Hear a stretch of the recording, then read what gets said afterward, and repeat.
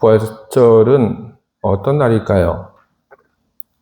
우리는 부활절이 어떤 날인지에 대해서 우리는 여러 가지 많은 정의를 내릴 수 있습니다. 그러나 저는 오늘 여러분들과 함께 부활절에 대해서 우리 교회 공동체의 부활절에 대한 정의를 분명히 하고자 합니다. 여러분, 부활절은 바로 승리의 날입니다. 들으셨죠, 여러분? 자, 그럼 한번 우리 따라해 볼까요? 부활절은 승리의 날이다. 부활절은 승리의 날이다. 아멘. 성경에 기록되어 있는 예수님의 십자가의 사건, 부활 이전의 그 사건을 보게 되면 예수님과 그를 적대하는 세력 사이에 싸움이 있었습니다. 이를 선과 악의 싸움, 진리와 거짓의 싸움, 그리고 빛과 어둠의 싸움이라고 그렇게 이름을 붙이고 있습니다. 예수님과 그리고 예수님을 죽였던 그런 세력과의 싸움에 대해서 이런 다양한 이름을 붙이게 된 이유는 예수님을 죽이려 했던 그 의도가 악했기 때문이고, 그리고 예수님을 죽음으로 몰고 갔던 그들이 사용한 그 방법이 거짓이었기 때문입니다. 예수님을 죽인 자들, 그들은 당시의 위대인 사회에 있어서 기득권자들이었습니다. 그들은 종교 지도자들이었고, 그리고 그들은 사회의 높은 지위에 있었던 사람들입니다. 부자와 권력자들. 그들은 예수라고 하는 한 존재의 출현이 그들의 현재의 지위를 위협한다고 판단해서 예수를 죽이려고 했습니다. 바로 이것이 동기이고, 바로 이와 같은 동기를 보면서 우리는 참 잘못된 동기다, 의도가 악했다, 우리는 이야기를 하게 됩니다. 그들은 예수님은 하나님의 아들이라고 하는 그런 많은 증거들이 차고 넘쳤지만 그들은 그것을 보지 못했습니다. 혹시라도 예수님께서 하나님의 아들이라고 하는 그런 증거가 나타나 그들의 눈에 들어온다 할지라도 그들은 그것을 애써 외면을 하고 그리고 무시했습니다. 예수님을 죽이려고 했던 사람들, 그들은 악한 의도를 가지고 그리고 그들의 의도를 관철해 나가기 위한 그런 일들을 그들은 계속해 나갔습니다. 예수를 죽이겠다고 하는 그 분명한 목표를 가지고 예수의 제자인 가룟 유다의 빈틈을 파고들었고 돈으로 가룟 유다를 매수를 했습니다. 그리고 예수를 체포한 후에 해가 뜨기도 전에 사람들이 알지 못하는 사이에 재판을 해치웠고 그리고 그 재판의 자리에서 조작된 증인들을 내세우며 예수님에게 변론할 그런 기회조차 주지 않았습니다. 그런데 그조차도 여의치 않으니까 예수님을 죽이려고 했던 이들은 로마를 끌어들여 로마의 그 권력을 그리고 재판 제도를 이용을 했습니다. 그렇게 해서 열려진 빌라도의 그 재판장에서 유대 지도자들, 기득권자들, 그리고 예수님을 죽이려고 계획을 세웠던 자들이 뒤에서 조종을 했던 군중들이 예수님의 그 재판의 자리에서 예수님을 죽이라고 소리를 높였고 그래서 결국 예수님께서는 죽음이라고 하는 사형 판결을 받게 되었습니다. 예수님을 죽이려고 했던 그런 시도들, 계획들, 그것은 교활했고 집요했고 그리고 거대했습니다. 예수님께서는 그 거대한 세력들 앞에 속수무책으로 당하고 있는 것으로 그렇게 보였습니다. 마치 거대한 세력 앞에 대항할 지혜가 없고 그리고 수단이 없는 것처럼 세력이 없는 것처럼 그렇게 보였습니다. 하지만 그것은 사실은 아닙니다. 베드로가 칼을 꺼내어 예수님을 체포하고자 하는 사람들에 대해서 칼을 휘두를 때 예수님께서는 막으셨습니다. 그리고 당신을 위한 하나님의 군대가 있다고 그렇게 얘기를 하셨습니다. 하지만 그런 거대한 힘, 하늘에서 예수님의 모든 것을 돕고 악과 싸울 수 있는 그런 힘이 있고 수단이 있었지만 예수님께서는 그런 수단을 사용하지 않으셨습니다. 예수님께서는 오로지 하나님께서 원하시는 그 뜻을 이루는 것, 바로 그것이 중요했기 때문에 당신의 한 몸을 돌보지 않고 예수님께서는 결국 당신의 그 당신의 자신을 십자가에 내어주신 것입니다. 하나님께서 원하시는 그 뜻을 이루어가는 그 일이 너무나도 힘들고 그리고 너무나도 괴롭게 느껴질 때 예수님께서는 약해지는 그 믿음을 붙잡기 위하여 기도하시고 또 기도하셨습니다.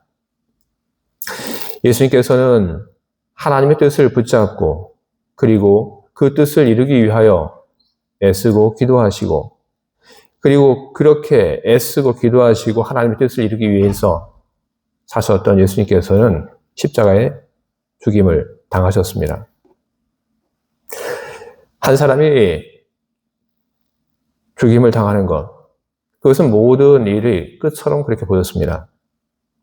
하지만 예수님을 적다는 사람들과 싸워서 죽임을 당한 그것은 끝이 아니라 하나님의 간섭과 그리고 하나님께서 하시는 또 다른 일로 말미암아 그것은 하나의 과정으로 변화가 되게 되었습니다.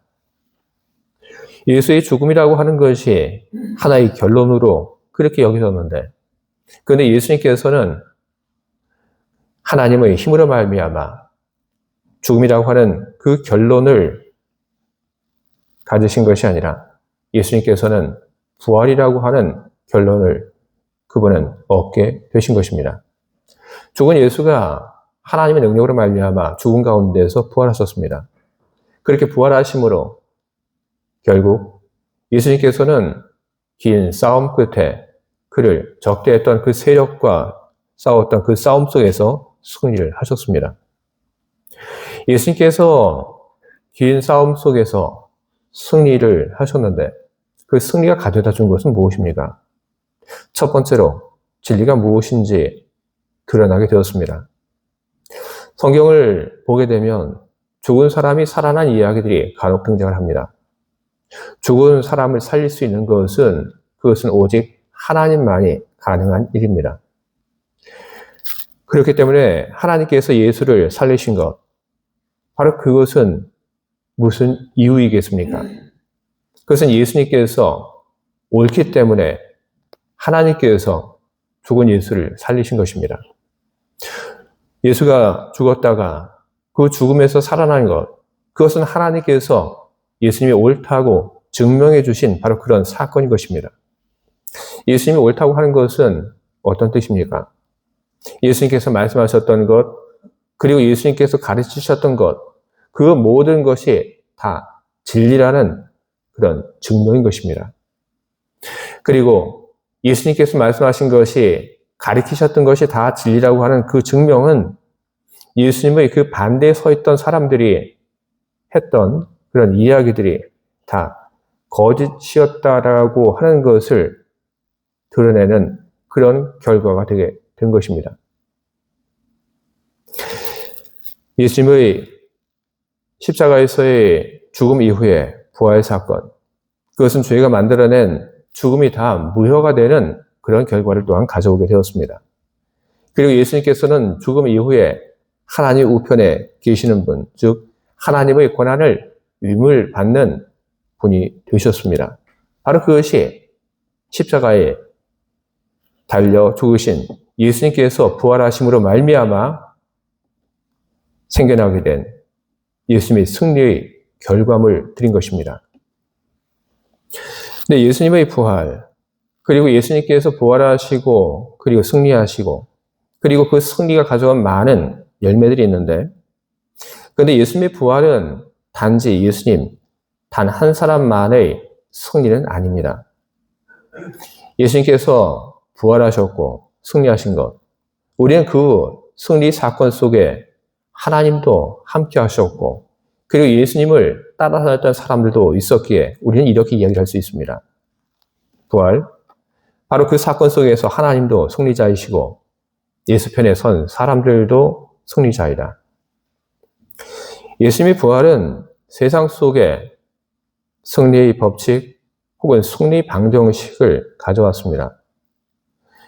우리는 예수님께서 이 세상 속에 가져오신 그 법칙을 우리는 이제 보며 우리는 그 법칙 속에서 우리는 살아갈 수 있게 되었습니다.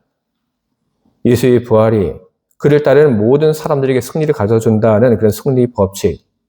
오늘 우리가 함께 읽은 그 말씀 속에서 그 법칙을 우리는 보게 됩니다. 고린도전서 15장 21절 그리고 22절에 있는 말씀. 사망이 한 사람으로 말미암았으니 죽은 자의 부활도 한 사람으로 말미암는도다. 아담 안에서 모든 사람이 죽은 것 같이 그주 안에서 모든 사람이 삶을 얻으리라. 우리는 이 세상을 살아가면서 여전히 선과 악의 싸움이 계속되고 있는 것을 우리는 보게 됩니다. 빛과 어둠의 싸움이 여전히 계속되고 있습니다. 진리와 거짓의 싸움, 이런 속에서 예수의 편에 선 사람들은 그 싸움 속에서 늘 승리하는 삶을 살아갈 수 있습니다. 왜냐하면 예수님께서 만드신 승리의 법칙, 그리고 승리 방정식이 바로 이 세상 속에 들어왔기 때문에 그런 것입니다. 그렇다면 도대체 예수의 편에 선다고 하는 것은 무엇입니까? 도대체 누가 예수의 편에 선 사람들입니까? 갈라디아서 2장 20절은 이런 말씀을 우리들에게 하고 있습니다. 내가 그리스도와 함께 십자가에 못 박혔나니 그런즉 이제는 내가 사는 것이 아니요 오직 내 안에 그리스도께서 사시는 것이라. 이제 내가 육체 가운데 사는 것은 나를 사랑하사 나를 위하여 자기 자신을 버리신 하나님의 아들을 믿는 믿음 안에서 사는 것이라. 아멘. 이 말은 신비로운 그런 이야기를 하고 있지 않습니다. 이 말은 구체적인 이야기를 하고 있습니다. 어떤 이야기를 하고 있습니까? 바로 갈라디아서 2장 20절에서 사도 바울이 하고 있는 이야기는 무엇입니까? 바로 이런 것입니다. 보혈의 공로 힘입어 세상의 욕심을 버리고 나는 이기심을 버립니다. 이제는 믿음과 나는 헌신의 삶을 살아가겠습니다.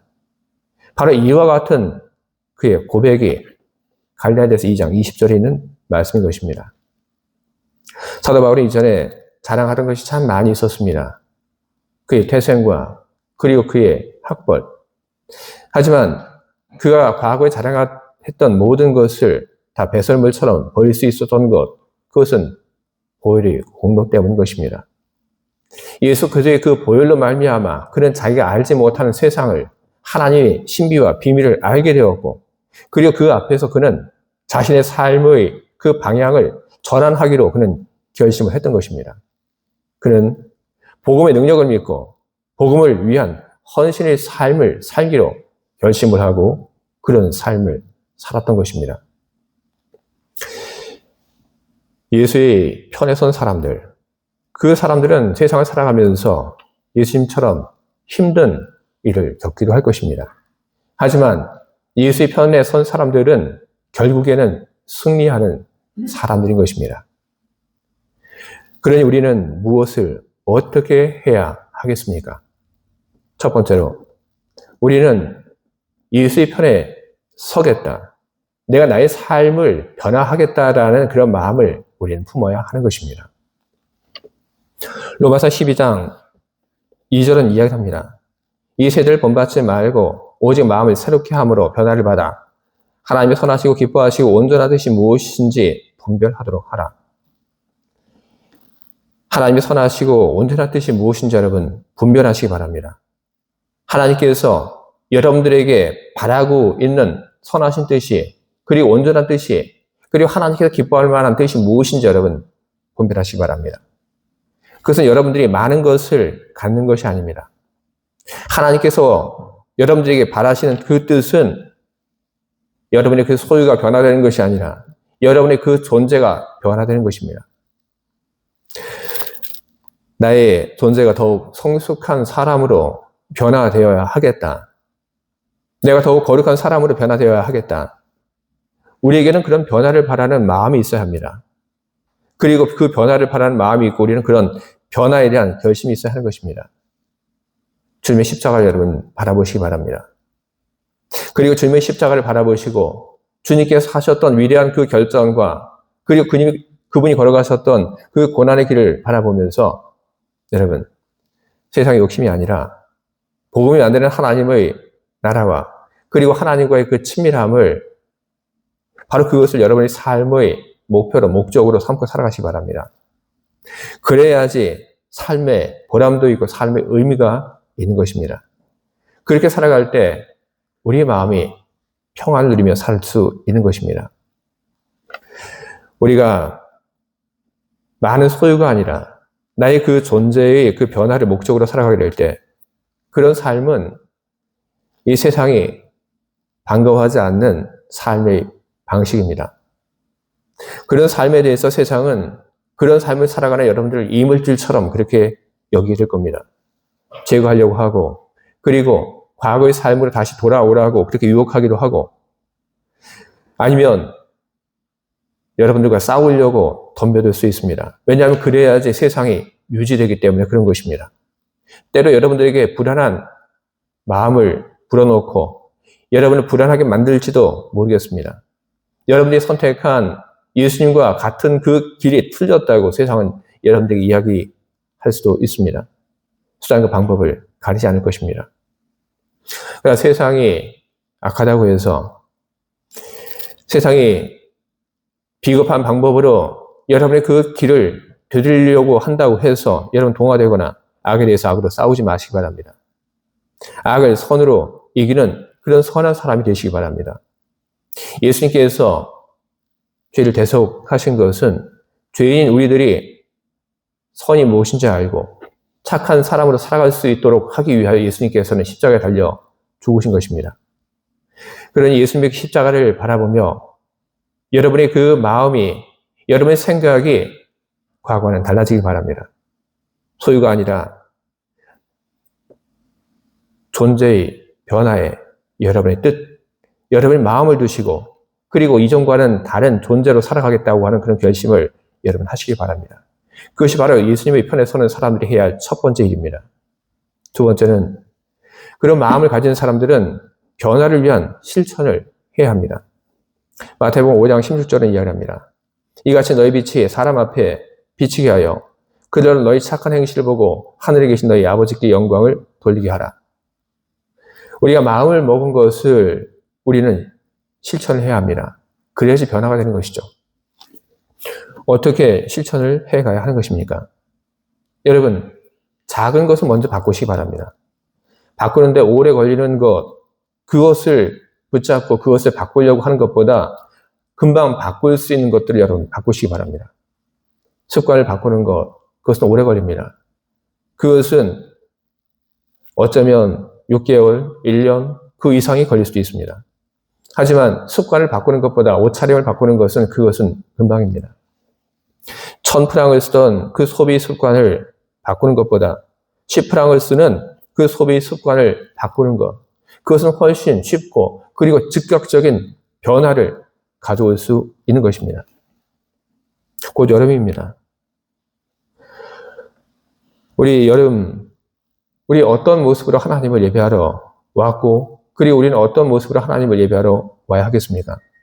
자다가 떡지인 그런 머리를 가지고 슬리퍼 끌고 그리고 교회에 와서 예배하는 것.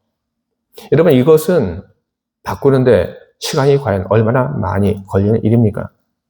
이것은 바꾸는데 그렇게 시간이 많이 걸리지 않습니다. 그냥 내가 오늘 옷차림을 바꾸겠다.